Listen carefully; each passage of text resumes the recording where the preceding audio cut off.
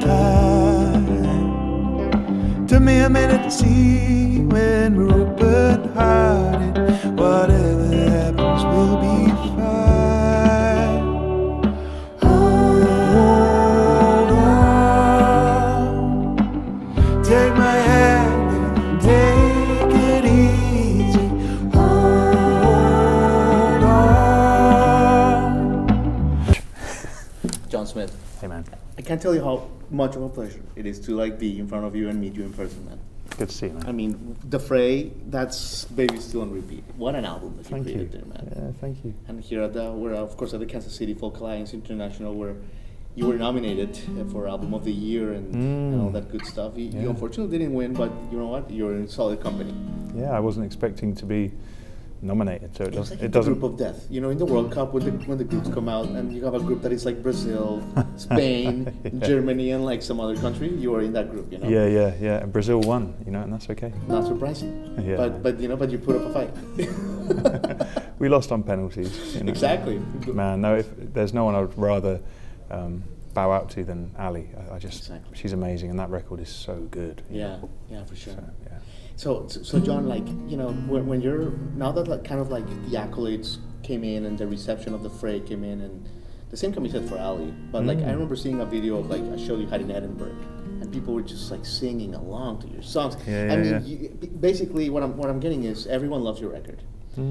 Now that you're probably ready for the next one, or you're kind of getting ready for the next one, or you're going through that. I mean, it's kind of a trite question, but I mean it applies here. Like, is there any like new challenges with following something like the Fray? Well, I mean, that's, for me, it's hard to be objective. I don't see the Fray as the listening experience that you do. For me, it's just, I just want to write better songs. Right. So that's my constant challenge. I just want to learn more about my instrument and write better songs. So that's all I'm looking to do with every release.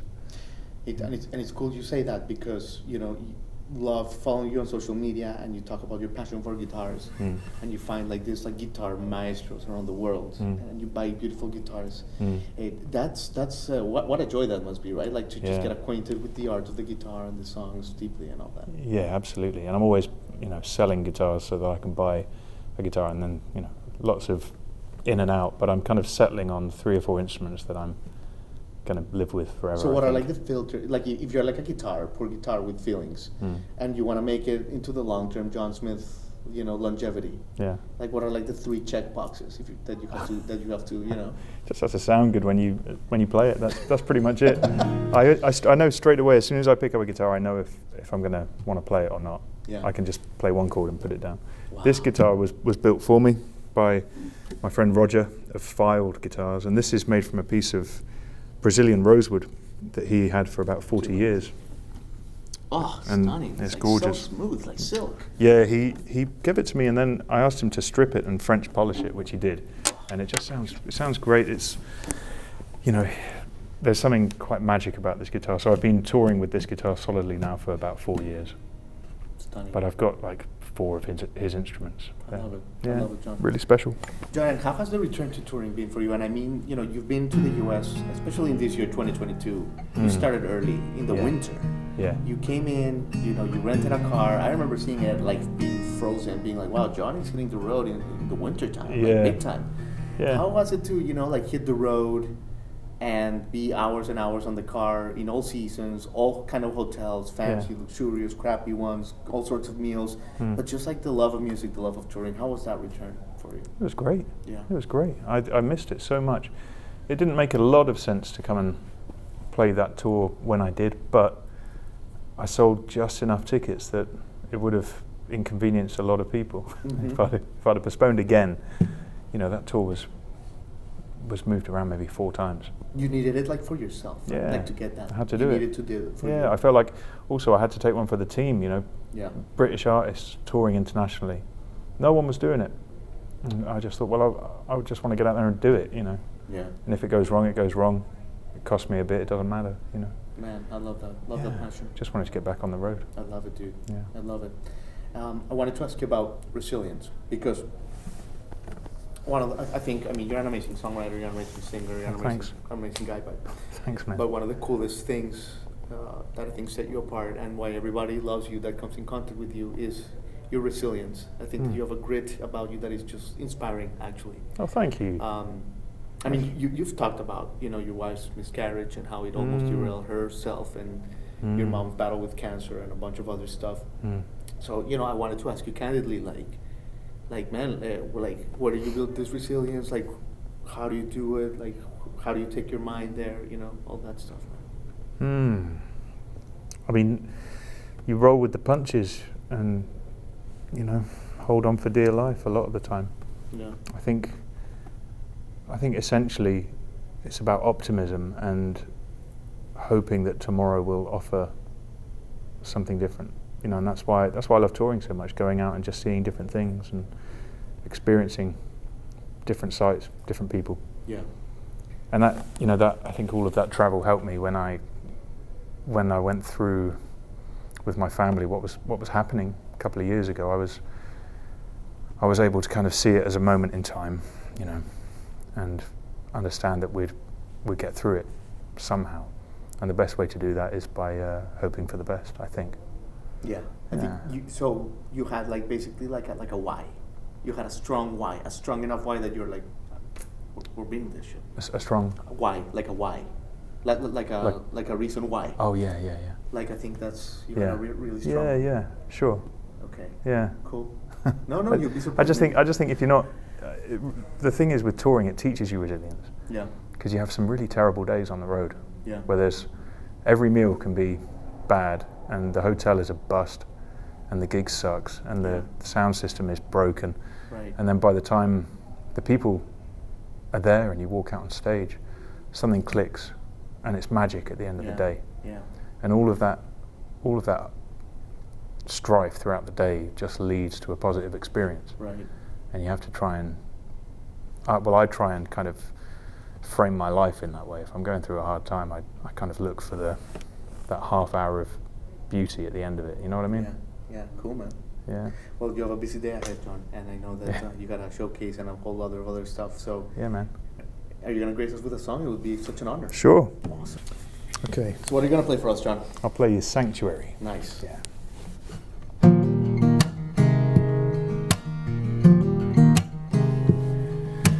Drinking hard in circles, trying to forget. Lost a card or two, found myself in bed. She told me it was nothing. Could not disagree.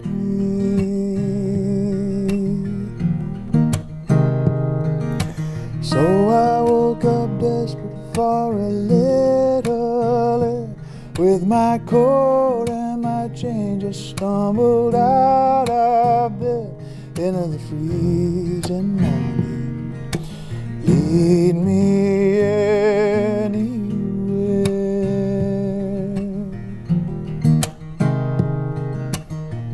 I saw the future with eyes wide open, across a river of fallen leaves.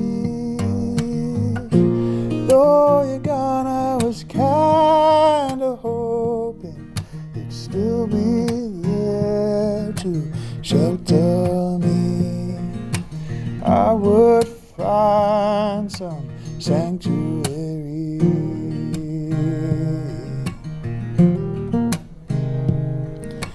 Watch you run like crazy, chasing all those dreams. I try to follow close, I ran out of steam. Knew I'd lost you long before you had to leave. Walking past the station, getting colder now. Remembering how you waited there the first time in this town. How it felt to hold you as the evening sun went down.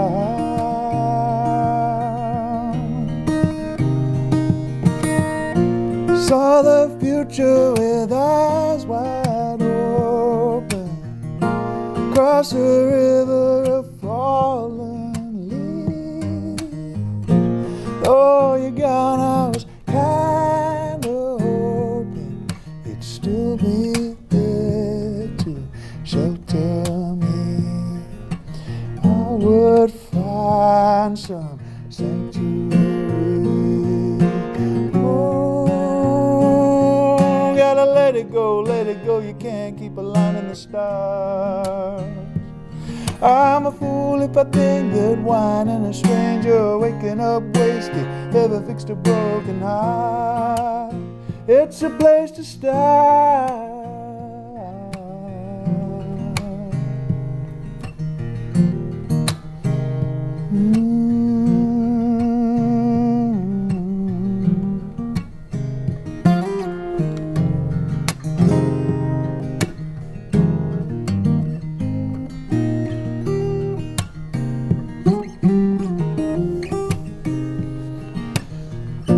Saw the future with eyes wide open. Cross a river of fallen leaves. Though you're gone, I was kind of hoping you'd still be there to shelter me. I would find some sanctuary.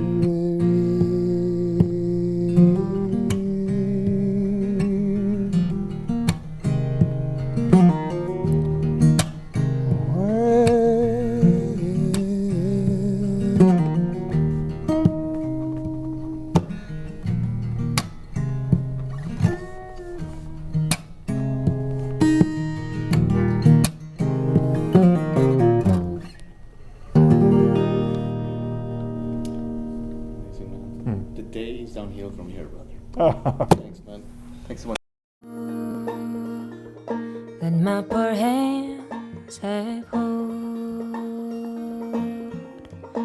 my poor feet have traveled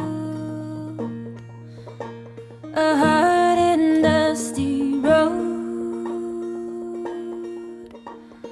out of London town in Westbury Road, 'cause your deserts were hot and your mountains were cold. Pretty Polly, her name I knew so well. I loved everybody and then it grew to swell. They call her Pretty Polly. Oh, yonder she stands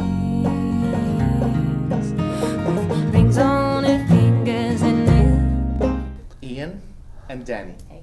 fellow Pynins, one of the most buzzworthy bands at Folk Alliance here in Kansas City. Thanks for coming, guys. Appreciate it. Thanks for Yeah, having me. our Yeah, pleasure. you guys just released a new album, so Yeah. it's like a super exciting week for you guys. Yeah, yesterday. It was a good day. It was a very joyful day. Yeah, totally. I mean, and you guys put so much into that album. It's a beautiful album. We got a chance to get into it, man. Congratulations, really. Thank you. Thank you. A lot goes into something like that, you know? Man, it's people just see like the physical thing, and it's like you Yeah. have no idea, right? Right. Unless Just you've done it, you know. Unless So you've done it, many- then you're like, yeah, I see you. You just did an album. Like, And I one, know what that and one of the takes. things I love about it, for example, is the way you guys just like got into the culture of these songs, which are classics. yeah. Tell me, Ian, about like the story that you guys kind of like went into the countryside Yeah, so and you connected with like an old lady or something. as songwriters, we are very much influenced by like the balladry tradition, Right. and specifically songs based in Britain and Ireland. And we were there on a trip about 5 years ago with the intention to collect old songs. And we were asking all around and playing with musicians, but we also know that there's a lot of songs that are beneath the surface that are being held by individuals that don't go out and perform on stages or don't perform in pubs. They're just ordinary people that grew up with songs that their parents sang them, and they have these songs that aren't as easily accessible as the songs that are performed on stages. Sure. So in order to find those, we just wanted to connect with all kinds of people. Yeah. And getting in conversations and asking around for people who know if there's anyone in the local village that has old songs. And so there's this one time we were in this town called Ballydehab in West Cork, Southern Ireland, and Danny was, I think, getting gas. I ran across the street. There was this old hardware shop run by this lady, and I believe her husband ran the hardware shop, but he had died like 6 years ago, but she never changed the hardware shop. It was as if time just stopped, but people over 6 years bought things off the shelf still. There was still remnants of the whole hardware store, but she had turned the back into a laundromat. Wow. And I'd asked her we got into this whole conversation, and she had all these songs, and she started singing, and I was recording them on my iPhone, and the washing machines are all shaking, and the drying machines in the background, and the next day she was like, come back, I want to prepare more, and we did, and she also sent us to her friend Kitty O'Mahony, and we spent the afternoon the following day with Kitty O'Mahony recording for hours, a lot of songs, and one of those songs on the recording, the iPhone recording, is on the album, and she actually starts the song off on the album. The Galway Shop. Danny, that's so refreshing to me, like, because Nashville is like a little assembly line of songs. So when I hear something like this, it's just like, it's so exciting, and it makes you guys special. And that's why people like NPR, like Bob Boylan and everything's like raving about you guys. I mean, tell me a little bit about that. I think that was 2019, pre-pandemic, right? Yeah. When you guys got like this like burst of attention, and NPR was like them. Listen to them. Like how was that, like that period for you? It was a Tiny Desk thing. Yeah. That happened, and it was a regional mention. Okay. Yeah, when we were based in Minneapolis. Okay. And so we did this regional event, and it was like the winner of the Tiny Desk went and did a national tour. Yeah. And then there was an event with the regional top artists that also applied too. So we were part of that event. And that's when we met. It's exciting, That's when we met him. It was really it was sweet. We're like, oh, there's the Tiny Desk guy. There's our champion. We've been watching these videos forever. Like, yeah, I mean, it's just the way that so many people find great music. Really is. Like, they've created a great thing. Quite a What's platform. crazy about that Tiny Desk is I actually like visited like 5 years ago. Is that it's like a real studio. Like basically like when you see it on the camera, it looks like a tiny desk, but it's like a production. It's like a TV studio. Yeah. But anyway, it's like TV magic. They make it look really personal. Yeah. The same thing with the bus. What was that bus? That bus that like it's like Jam in the Van. Jam in the Van. Right? It's like it's a thing. It's not just the jam. It's a real van. Right. They're not even in a van. Probably. They're probably in some massive studio in LA to make it look like a van. So it's a real bus. Because I was in there for South by Southwest, but the performance area is just a little section. The rest was made into like a TV studio inside the bus. Wow. So you had like the engineer in like a little section of the bus. Anyway. Yeah. Don't let me spoil the magic for you. Okay, let's talk about your move from Minneapolis to Oregon. Mm-hmm. Sure, yeah. How is that move going as a family and like on a personal level? Because you moved 2019, right? No, 2020, pandemic. Yeah, so Ian and I actually met in Oregon. Yeah. And so we lived out there for 7 years. Yeah. And then, and we had our 2 children there, and when our little guy was a baby, we decided to move to Minneapolis, where he's from. Okay. And his whole family, which we're super close to, lives there, and he has a 94-year-old grandmother, 95. our children's great grandmother. Ah, that's cool, man. 95, Yeah. and we just wanted to go and be with the family, and also just have access to a city and a music scene. And Minneapolis has a really good music scene. It really does. Yeah. We really got taken in right away. Yeah.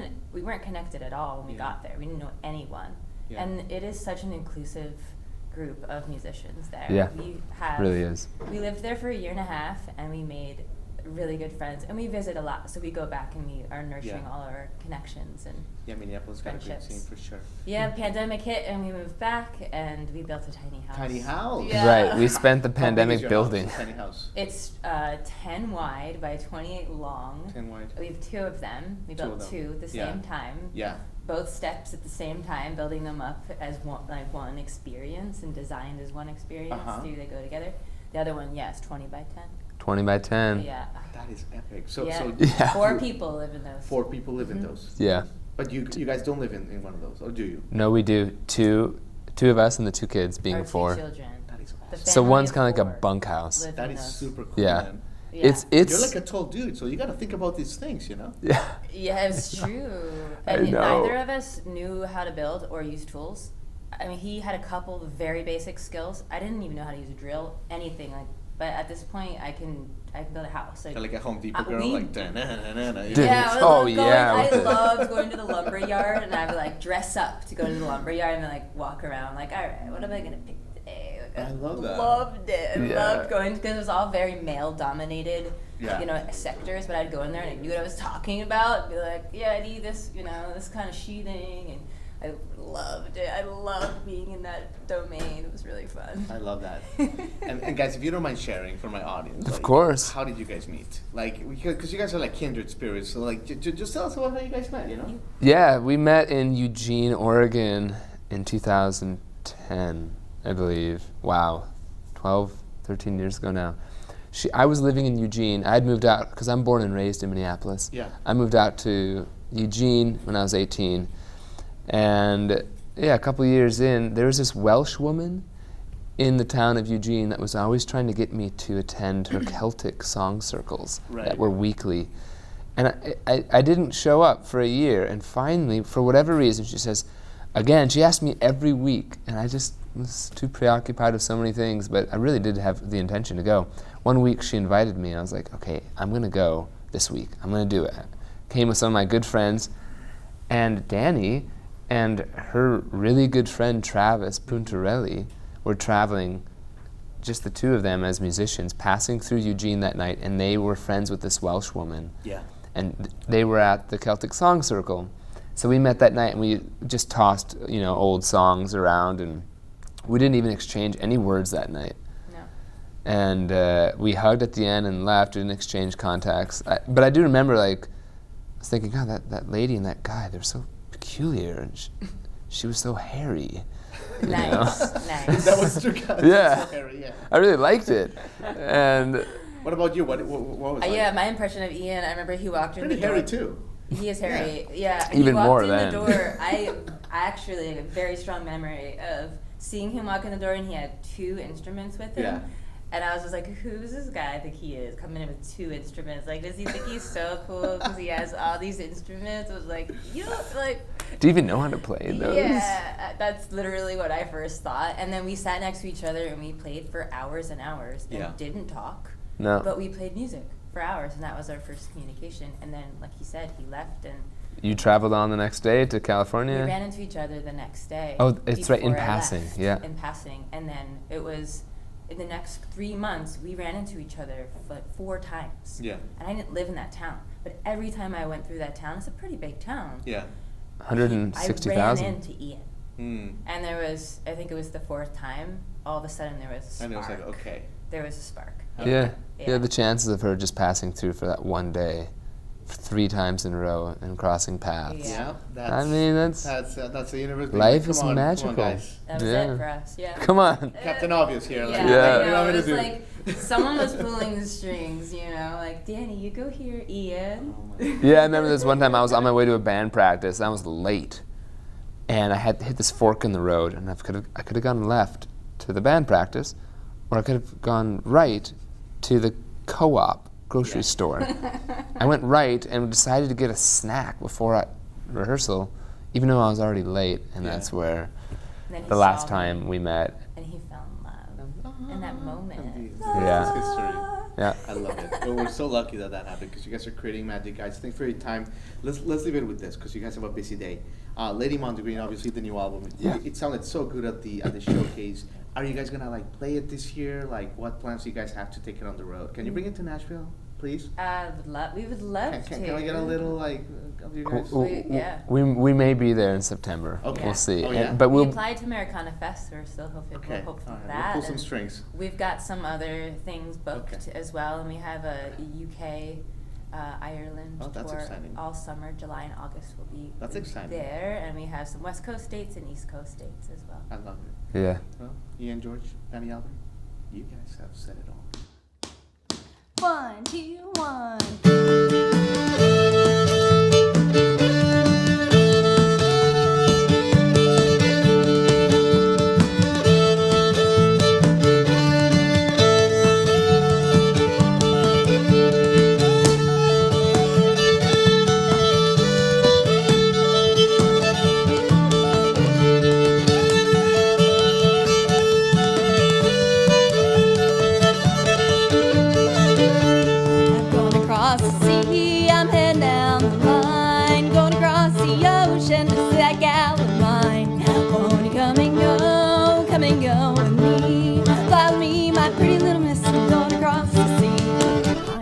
Howdy. How are you? Good. Howdy, neighbor. First of all, it's great to finally connect. Absolutely. Why did we have to come out to Kansas City to connect when we're neighbors? So weird like that, you know. That's so weird. Yeah, you're in Nashville. I'm in Nashville. But thanks so much for joining us here at Klug Alliance. Absolutely. National, you know, like you're everything. You know, the national buckdancing champion. Mm-hmm. I mean, you're so good at everything you do. You play fiddle. You play the whole thing. You're like such a talent. I do. Well, thank you. I appreciate We've that. seen you rock several times, and it's quite amazing to see you perform. Appreciate By it. the way, we were talking off camera that when you go like maybe a couple days without practice, you start getting a little maybe rusty or self-conscious or something. Yes. You've been playing since you're what, like 14? 13. 13. Yes. What is the longest you've been, like maybe a vacation of something where you haven't practiced? Like, what's your record? Oh, that's a great question. I think I've gone like a week without playing. A week without playing? Yeah. Okay, but I will say going a week without playing completely, I've actually gone longer without playing like something hard and technically challenging. And so I was actually worse off just this past like January. I got back from Dollywood. I was at Dollywood for like 3 months, but I was playing for 2 months straight. I was playing Christmas songs. And I was so busy and literally just like living with my family and then like at Dollywood all day playing Christmas songs, and then I didn't have time for practice for 2 months. But I was playing. I was playing all day, so who cares? Right. But I got back and I couldn't play. I couldn't play in tune. Yeah. I couldn't play fiddle tunes. Yeah. My bow wouldn't stay straight. It was so out of tune. Oh, wow. And it didn't even sound like okay, so you know, like if somebody's, you know, if I showed up to England and, you know, started talking, I'm speaking the same language, but you can tell I'm not from around here. That's what it sounded like on the fiddle. It's like I was playing the notes, but it didn't sound like fiddle music. Okay, wow. So it was like really weird. I have regressed a lot, so I had to. That's crazy. That's funny that happens, even for someone as good as you know? Yeah, it happens. Because if you're not a musician, you just think that once it's in your system, it's in your system. But no, it's like everything. No, if you don't pick it up and practice it every day, you will regress. You're either gonna chip away at it and maintain wherever you are, you know, say you're, you know, semi-professional, professional. Wow. You have to work at it every day to stay at that level, because every day your fingers like forget where to go. Wow. Every day, like, yeah, it's true. I mean, and you have, you know, 500 songs. So how are you gonna keep 500 songs where you can play them? Well, every day you have to play just a few of those 500. Right. And so hopefully rotate through all 500, you know, within, you know, a few months, and then start all over and keep all those 500 where you can play them. Otherwise, if you go years without playing them, you're toast. You're gonna forget. Amazing. That's crazy. And Hillary, you mentioned Hot Dollywood, but you've also played, you know, Silver Dollar City. You've played Broadway. You've played airports. I've seen videos of you playing like in terminals, literally in front of gates. I played at the airport. And people, like in the middle of the terminals, and people just give you standing ovations. It's amazing. But the question is, I think, like how, like where do you build this? Like obviously you must get a little, I don't know, nervous or fearful or feel a little something in your belly before doing this. How do you push through it? Like what's your like? How do you just go for it? Oh, well, it's easy for me because I love attention.